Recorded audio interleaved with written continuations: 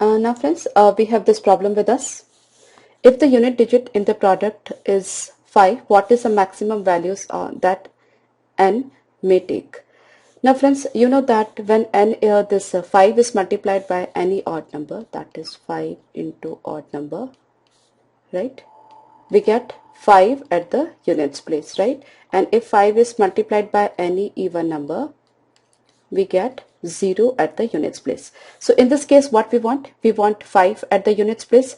Now just look at other numbers. It's 9, 5 and 3. That means all the 3 unit digits are odd, right? So we definitely must be having an odd digit over here, right? N. So n should be odd, right? Now how many odd values are there? Odd digits are there. That's 1, 3, 5, 7 and 9, right? So we have 5 options for n, right? In that case, we'll be having the unit digit as 5 if we multiply all these numbers. Okay?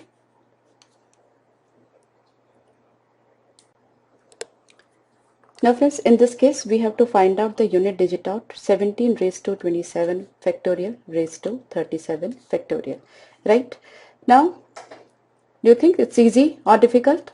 It's very easy. You just don't have to go even for paperwork. We just think any odd digit raised to 4 is always ending in 1, right? Any odd number, if it raised to 4 or any multiple of 4, it gives 1 at the units place except 5, right? That means 1 raised to 4n, 3 raised to 4n, 7 raised to 4n and 9 raised to 4n. All of these numbers will end in 1. Okay, so 37 factorial, definitely it is multiple of 4. 27 factorial, that is its multiple of 4. So entire this expression will be multiple of 4, right? So precisely it is what 17 raised to 4n, right? So that means it's unit place, it's 7. So 7 raised to 4n will end in 1. Right? So you don't have to go for any sort of paperwork if you know this funda. Okay. So the unit digit of this expression will be nothing else but 7. Okay. No need to go for any cyclicity. Nothing else. Yeah. Friends, we have an interesting question with us. Digital sum of a number is obtained by adding all the digits of a number until a single digit is obtained. Find the digital sum of 19 raised to 100. Now what do you think? Can we expand this? No, no way we cannot expand this. So how do we find the digital sum? See, there is a funda over here. See, for any number, suppose I have number 23. What is the digital sum? That's 2 plus 3, 5, right? Suppose I have number 349. What is the digital sum? 3 plus 4 plus 9. So it's 9 plus 4, 13, 13 and 3, 16 and 1 plus 6, 7, right? So digital sum of this is 7, digital sum of this is 5. I take one more example over here. It's maybe 1, 2, 3, 7, right? So this 7 and 3, 10, 11, 12 and 13. So digital sum is 4, right? Now here 5, 7 and 4. Now just listen to me carefully. What is the alternative method of getting the digital sum? That is, if you divide this particular number by 9, so whatever the remainder you will be getting, that will be nothing but the digital sum. I just write it over here, right? Digital sum is what? Divide that number by 9 and get the remainder, right? So 23, if you divide by 9, so 9 2s are 18, 5 is the remainder, that is the digital sum. 349, if you divide it by 9, 9 3s are 27, 7 and 9, 9 8s are 72, so 7 is the remainder, so that is the digital sum. Similarly over here, 9 1s are 9, 3, 9 3s are 27, 6, 9 7s are 63, so 4 is the remainder, so the digital sum is 4, right? So precisely what we are doing, we are just dividing the number by 9 and getting the remainder. So whatever is the remainder, that will be the digital sum of that particular number, right? So now what we have to do, we have to divide 19 raised to 200, since we cannot expand this, as we have this numbers in like already expanded form, but we cannot expand 19 raised to 200, right? So what we'll do, we'll divide 19 raised to 200 by 9 and we'll get the remainder, and whatever is that remainder, that will be the digital sum of 19 raised to 200. Now how would we divide? Obviously not logical to expand it and divide by 9. So see, 19 closer to 19, there is a number, that's 18, that's multiple of 19, right? So I'm sorry, 9. So 19 can be written as 18 plus 1 raised to 200, right? Now if you divide this expression by 19, by 9, what you will be getting? See, if 18 is divided by 9, the remainder will be 0, right? Because 18 is multiple of 9. So if you divide this expression by 9, you'll be getting the remainder as 1 raised to 100, or precisely it is 1, right?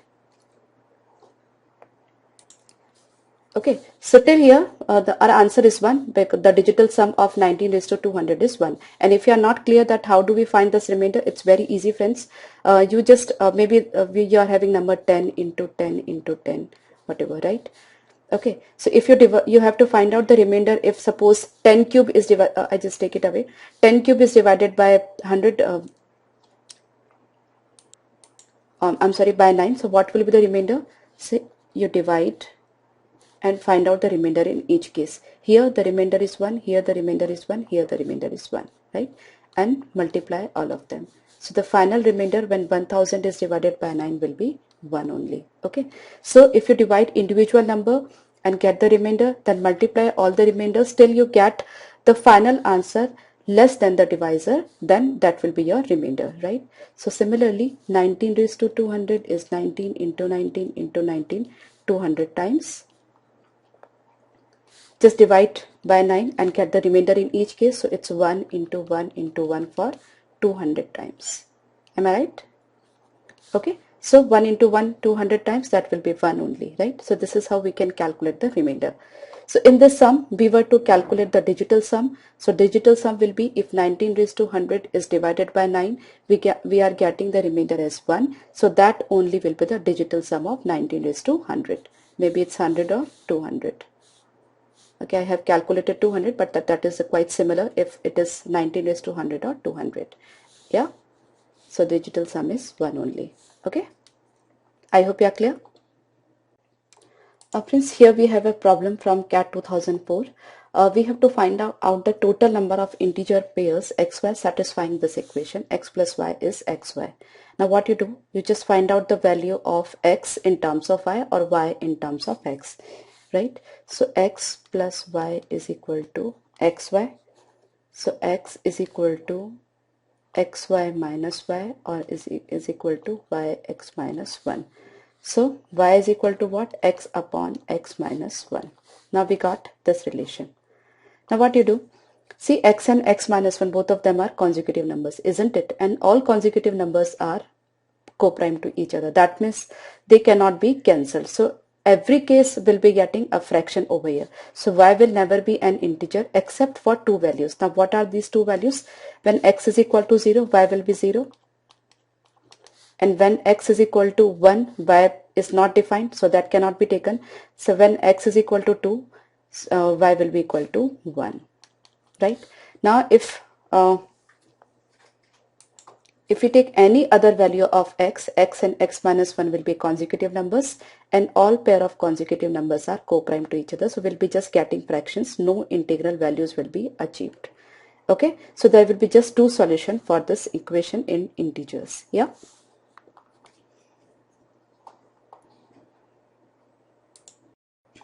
Now friends, here we have a classic problem from CAT 2003. Here in this case, we have a rectangle that measures 10 centimeter by 20 centimeter, and we have to find out the circumference of this, radius of this circle, right?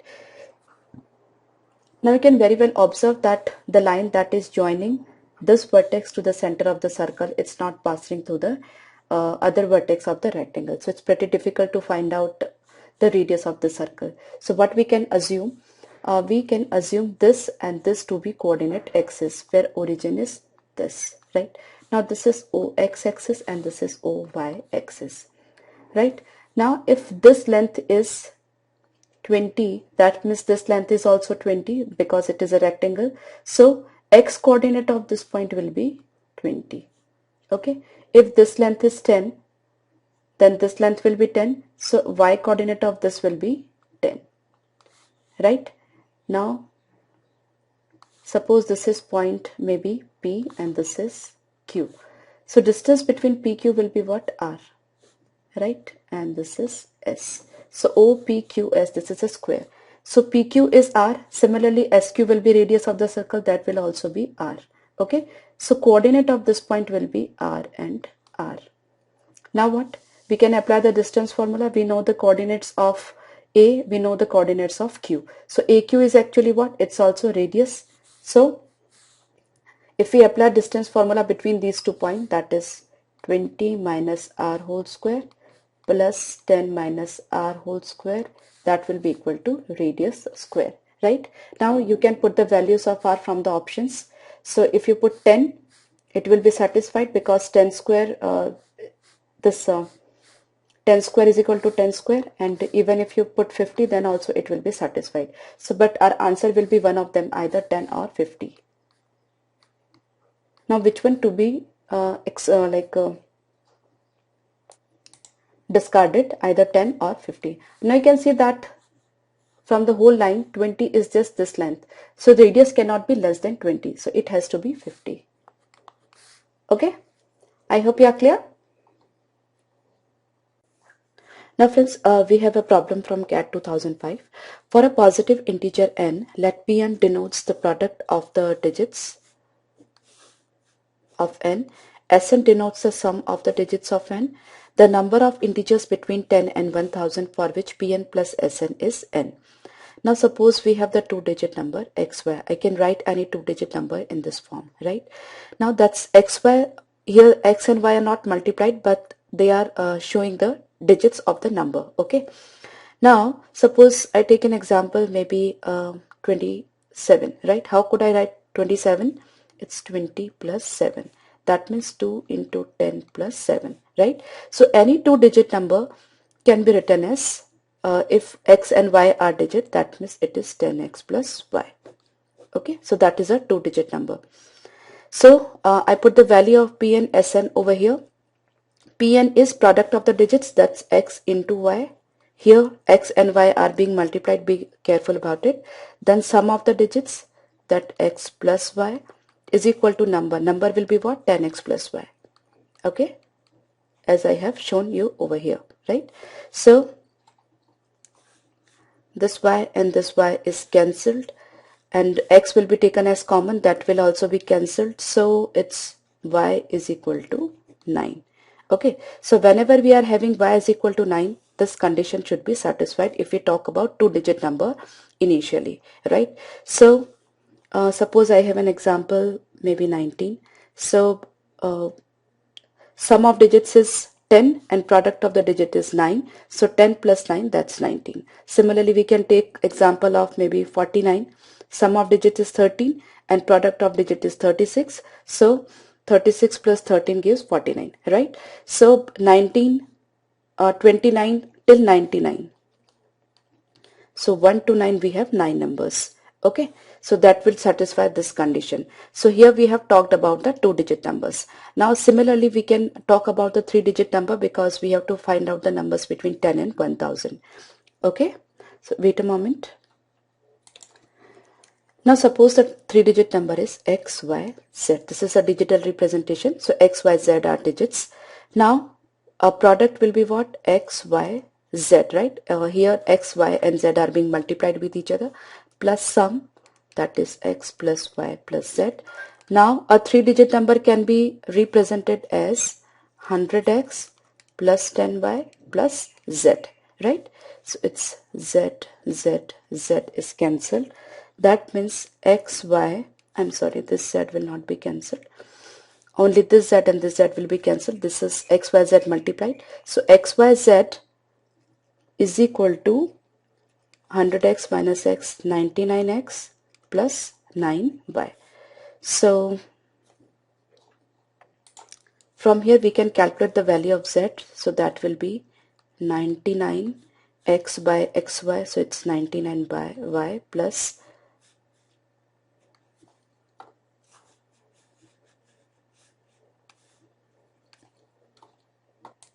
now friends, we got the value of z in this term, 99 by y plus 9 by x. Now maximum value of z can be 9, because z x and y, all of them are digits, right? So maximum value of x, y and z can be 9 only, right? So to get the maximum minimum value of z over here, what I do is I just put the maximum value of y. So maximum value of y is what?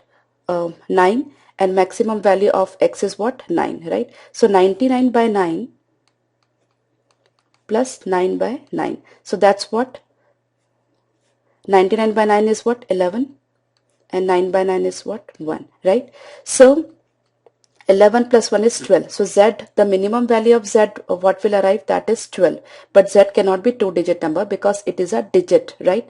So it has to be 9 at max, right? So this condition is actually not at all possible. So we won't be having any 3-digit number which will satisfy this condition, right? So we just have 9 2-digit number which will satisfy these conditions. Okay, so your answer is 9. I hope you are clear. Now friends, this is a question from CAT 2008. Suppose the seed of any positive integer n is defined as follows. Seed n is n if n is equal to 10, n is less than 10, and seed of else it is seed of s of n, where Sn indicates a sum of digits of n.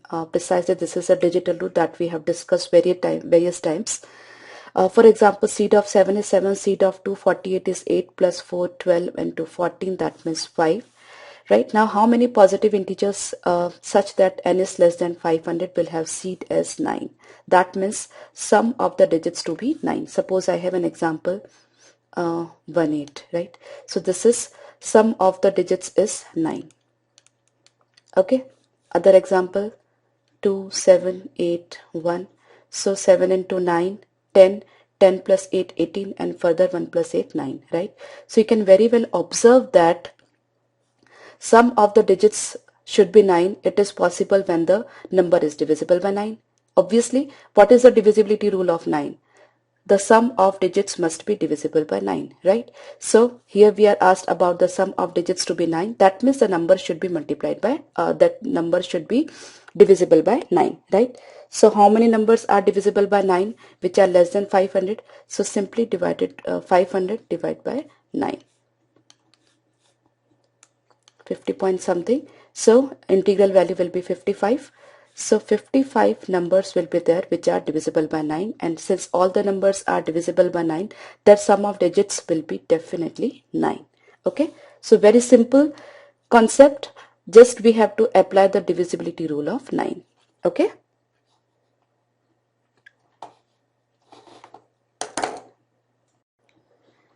Now let's see this question. How many 2-digit numbers give a perfect square when they are added to the number formed by reversing that digit? Now any 2-digit number, suppose it's digit xy, so the number will be 10x plus y, and the reverse digit will be 10y plus x. So if we add both of them, that is 11x plus 11y, that means 11x plus y should be a perfect square number. Now when it is possible, when x plus y is 11, right? So in that case 11 into 11, that will be a perfect square, right? So x plus y must be 11. So how many cases we do have? It's 2, 9, 3, 8, 4, 7, 5, 6, and reverse of them. So 4 and 4, 8 numbers. Okay? Quite a simple problem. I'm sure you are clear.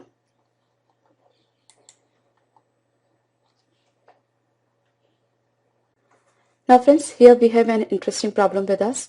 Along a long corridor, there are 100 doors marked as 1, 2, 3 till 100 and 100 persons with number from 1 to 100. Initially, all the doors are open. Person number 1 changes the state of all the doors that are multiple of 1. That means all the doors, right?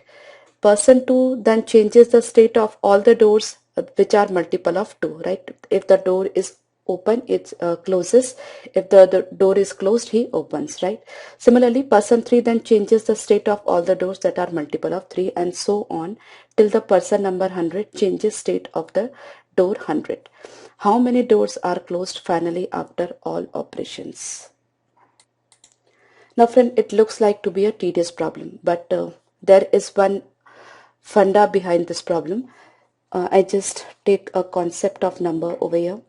See, how do we calculate the number of factors? Suppose I have number maybe 6. So how many factors 6 will have? 1, 2, 3 and 6. Similarly, I have number 9. 1, 3 and 9. Suppose I have number 10. It's 1, 2, 5 and 10. Similarly, suppose I have number 16. So 1, 2, 4, 8, 16. Suppose I have maybe 81. So it's 1, 3, 9, 27 and 81. Okay. Now you can observe one thing over here. 6, 10, both of them are like not perfect square number, right? And 9, 16 and 81, these three are perfect square numbers. Now 6 is having 4 factors, 10 is having 4 factors. Other numbers, you can also take examples of 12, maybe 18 and any other number, right? Any number which is not a perfect square has a factor in even numbers only, right? Just listen to me once again. The number which are not perfect squares have the total number of factors in even number, right? So I just write it over here. Non-perfect square numbers, factors will be even number of factors, right? Number of factors will be in even number. And if the numbers are perfect square, as we can see over here, 9, 16 and 81. So the total number of factors will be odd in number, right?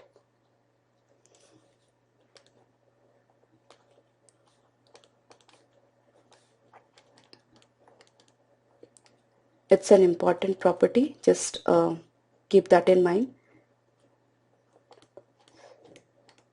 right? We can see it is not necessary to always be 5 or 3, maybe more than that, maybe 11, maybe 13, but they will be in odd number, right? We can see 9 is having 3 factors, 16 is having 5 factors, 81 is having 5 factors, right?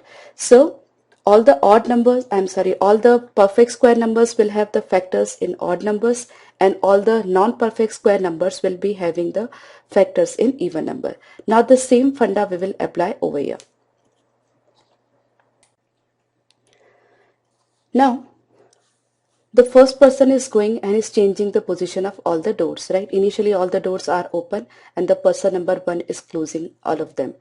Now there are two category of numbers, perfect square numbers and non-perfect square numbers, right? If the number is non-perfect, then the operation will be performed even number of times, right? Suppose I take an example of 6, right? So the person 1 will change the position.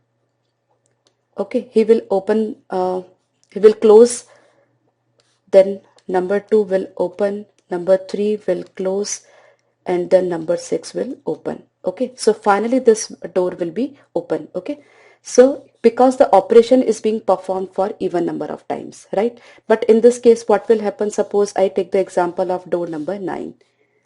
Now first person will open, close, person number 3 will open, and person number 9 will close, right? No other person between 1, 3 and 9 will go to this door because the person are going in their multiples. Okay, so here you can see the difference. So odd number of times operation is being performed, so finally we are getting the door as closed, and here even number of times the operation is being performed, so finally we are getting the door as open, right? So for all the perfect square number the situation will occur, and for all the non-perfect square number the situation will occur. Okay, so finally which doors will be closed? The doors which are having perfect square numbers. Okay, so it's 1, then 9, 1 square, 2 square, then 3 square, then 4 square, 5 square, 6 square, 7 square, 8 square, 9 square, and then finally 10 square, right? So 1, 2, 3, 4, 5, 6, 7, 8, 9, 10. There will be 10 doors which will remain closed after all the operations. Okay, so it's an interesting problem and I hope you are clear.